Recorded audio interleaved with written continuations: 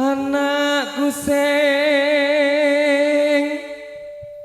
ayu dewe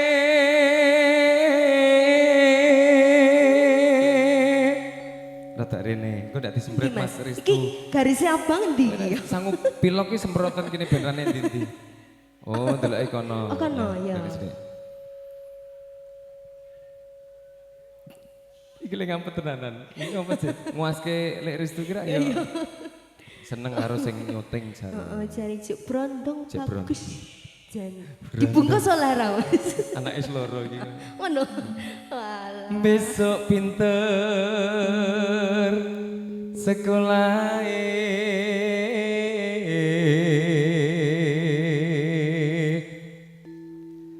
yen wis bisa nyambut gawe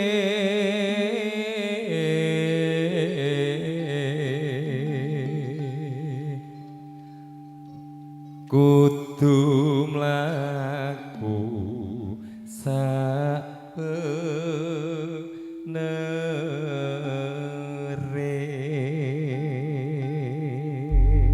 Mbak Yuli, ponen dino iki awake dhewe kerja sama temen-temen sing elok-elok.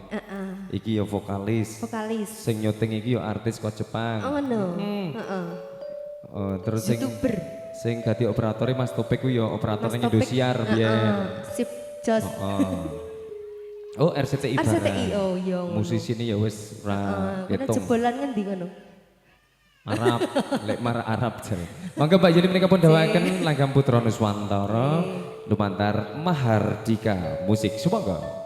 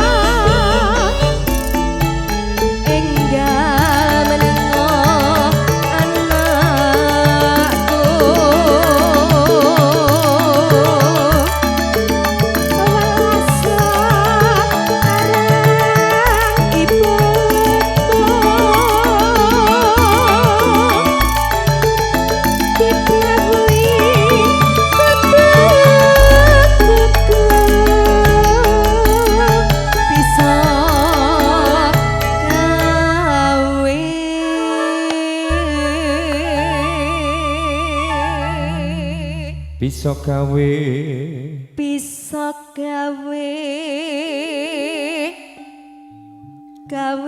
Mas? Gawe apa Mas Aming?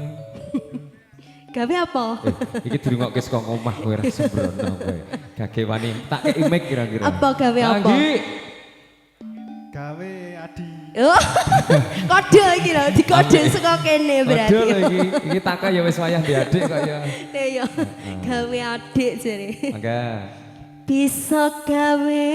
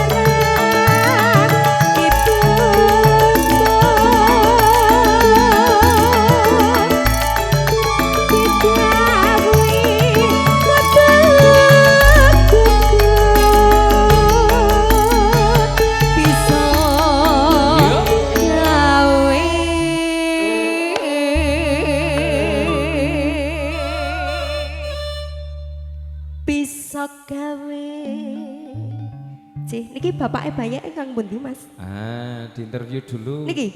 Bapaknya niki. Bapaknya Dedek bayi nih.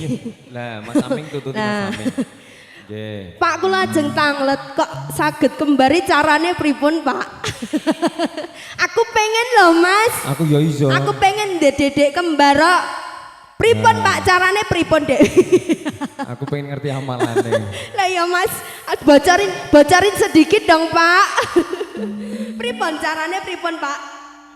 Wah, bapaknya jarane kula dhewe nggih bingung, Mbak.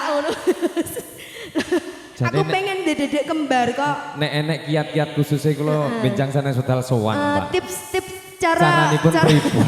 Apa anu ya Mas tutorial. Sing genah nang YouTube ra enek ngono ki. Lah ya Mas, aku kok dadi pengen loh, Mas. Ini sampun rezeki. Memang saking inggil riyen pun wonten ingkang kembar, Pak. Oh, alhamdulillah. Mas berarti yo. Iki tulisannya putra ketiga kami, padahal putri ketiganya loro. Alhamdulillah. Aku kok tadi pengen loh Mas, aku pengen tips carane piye ngono kok. Nek kira-kira bar iki engko sinau bareng ngono piye kira-kira. Buka tutorial ya Mas. Tutorial. Sekali lagi selamat untuk panjenengan nggih. Selamat nggih, Pak. Sehat selalu, alhamdulillah, berkah barokah. Heeh. Kowe ra sampe melu nek kowe teko cedhak sesuk rene sowan meneh ya. Iki pupung ning kene aku arep pengen ngerti carane piye. Lek mar barang kae yo mrakteke ra iso-iso. Nyatane nek Naya Rubima iki kajak ya suwe. Lah. Maka bisa gawe apa Mas Agung? Gawe apa? Anak kembar. Wah angel, Mas Agung angel. Iki dadak wah. Nek Mas Agung mah lho, iki mau wis pacek mobil remote. Ora apa-apa yo. Niku Mas tunggal lho Bu nggih to. Kuwi ngono cita-citane arep kembar. Ngono kok. Oh loro. Mobil remote loro. Oh wis dua malan. Amin. Ya engko gek tekan ngomong kok gek tutorial Mas. Muga-muga kembar. Syukuran putra putri ketiga kami ning kembar. Lazo padha Pak Lagiman nggih. Monggo Mbak Yuli.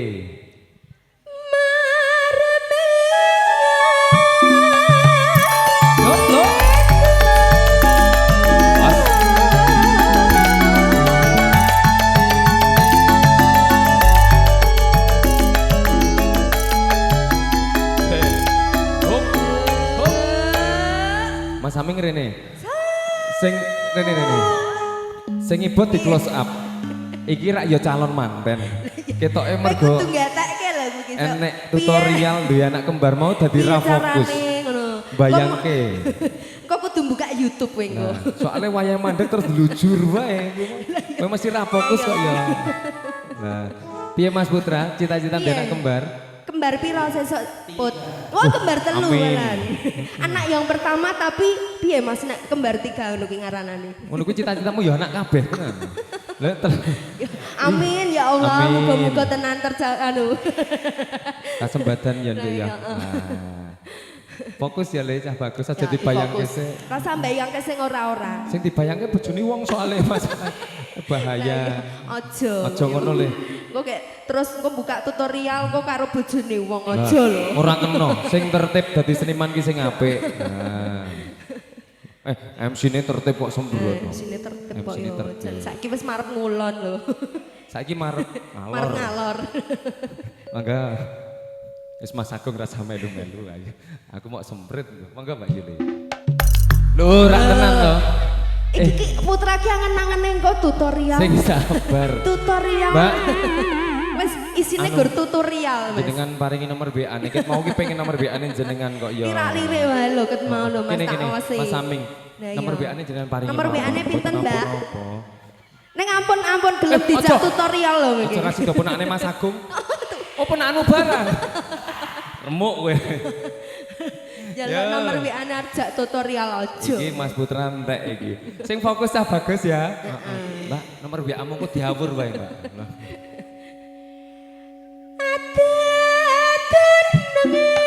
Yo, sok.